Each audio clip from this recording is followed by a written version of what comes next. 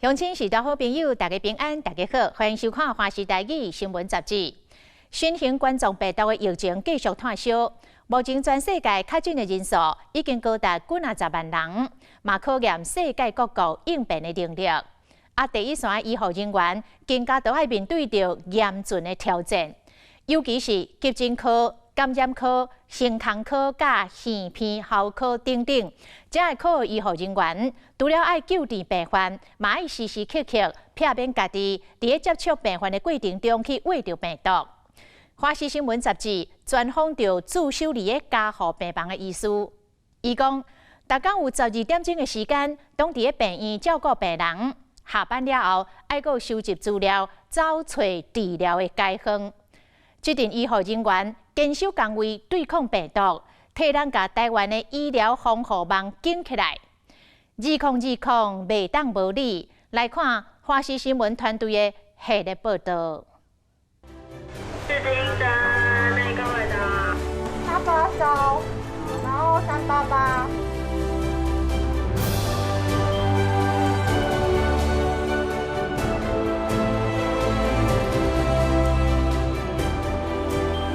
不好意思，刚刚从哪边？搞错了，我们今天在这里排了2个小时嘞。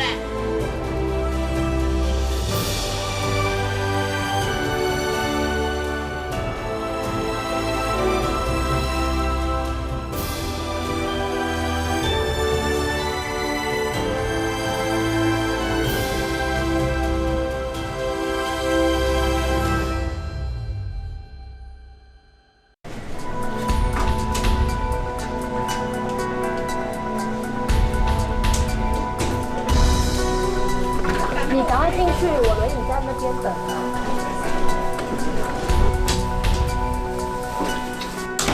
发烧筛检的。那个检上目前有一个发烧的病人入岛的，不确定有没有出国，所以我要让他挂号进隔离室哦。他发烧，然后388，因为他没有证件。阁有发烧个案，这恐惊是第一线人员即马上惊、嘛上担忧的一句话。专台医护伫病毒的阴影下，面对四面八方送来太检民众，因全神贯注，唔敢放松。所有医护用性命担起使命，徛伫抗疫的上前线。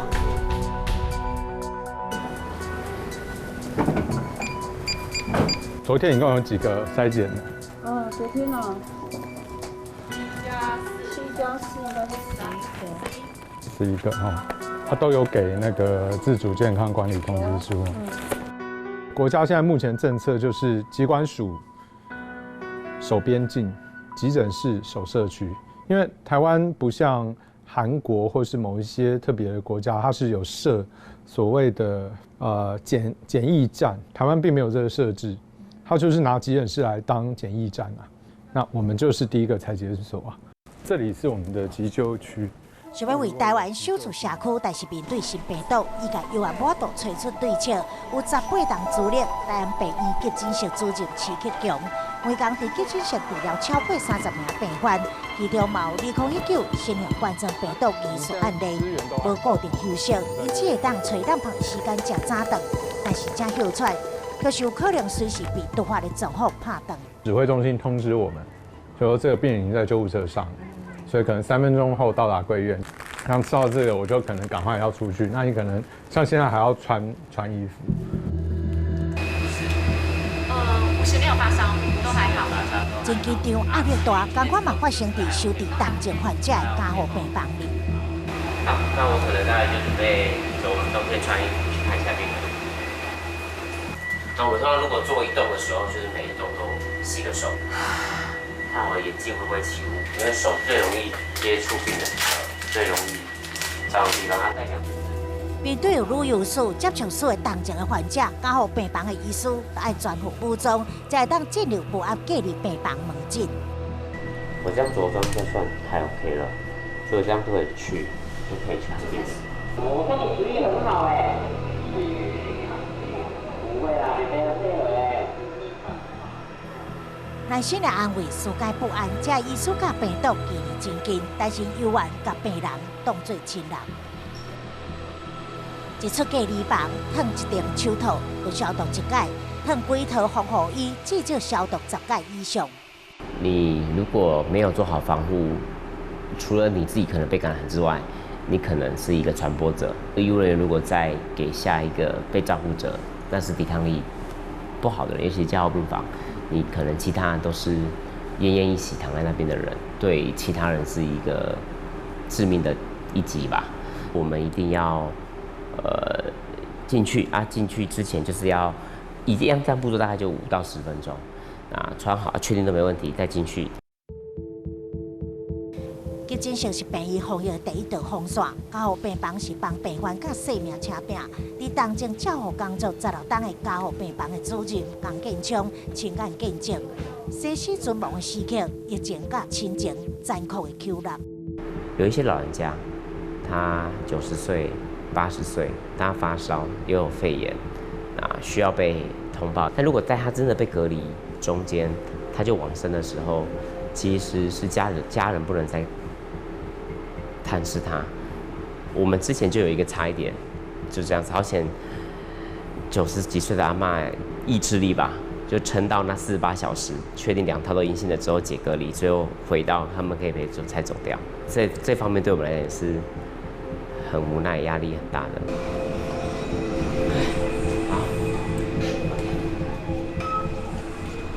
好，北北还不错，精神都很好，食欲很好。跟他讲，明天第2套出来，他就可以上去病房了，他很开心。对，应该没什么太大的状况。对，现在就是慢慢去。好，我进去看你哦。来，手套给我一个，还好吗？明天呢？对着江建昌医师的脚步，对早时8点到下晡3点，采用小组记录防疫的每一刻。这位加护病房医师并肩照顾10床的患者，随着疫情的扩散，病例激增，以后会面临更加严厉挑战。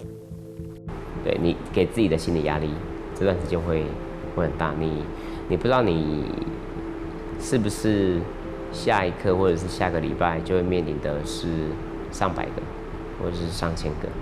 那到时候你怎么办？到时候你要怎么保全里面的人2020年3月18日，严重地区传染性肺炎，台湾确诊病例突破100个大关，新一波高峰期来，各大病院嘛启动应变措施。因新冠病毒疫情，医院将这层楼原本27间的病房改为15间，收治疑似或是确诊个案的专责病房。随着疫情升温，医院的防备也在升级。今仔病院开设专责病房，规栋楼是充满警戒气氛。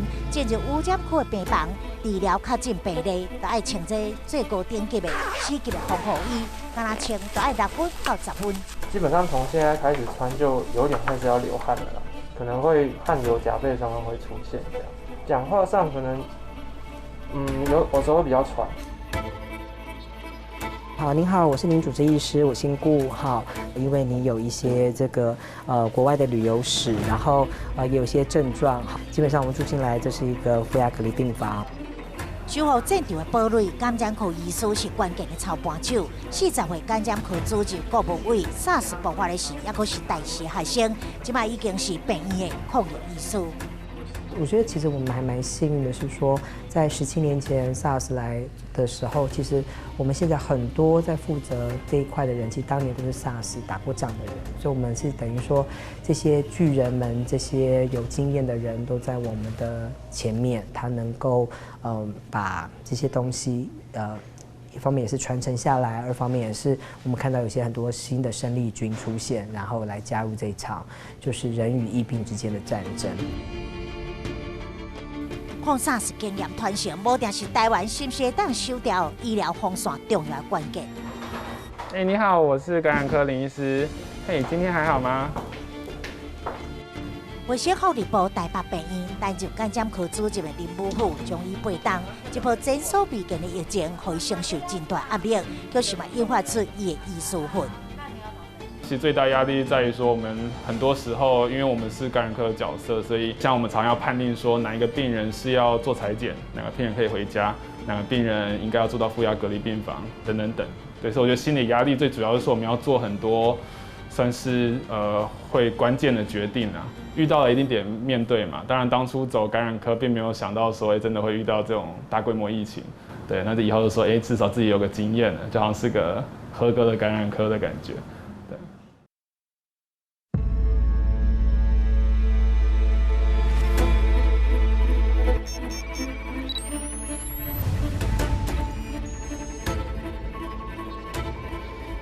当疫情扩散，全球医疗体系陆续受到冲击，台湾第一件迎来感染，嘛，予医护人员安全共享经济。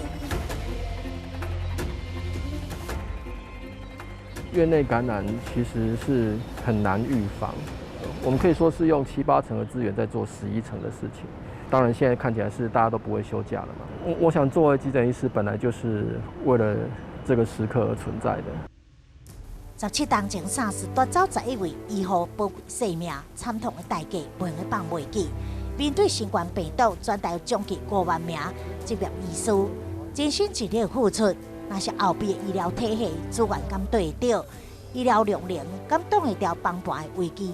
全台湾大概指定167家嘛，有简易医院，也有重症收治医院嘛。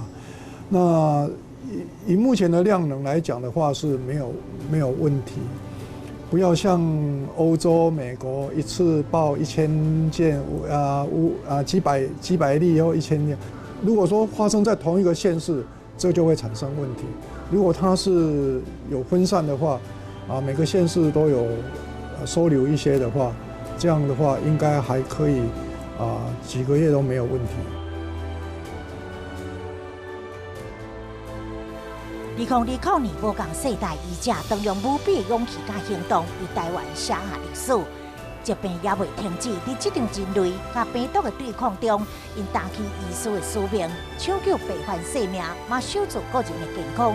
呼吁路上持续坚持，嘛永不缺席。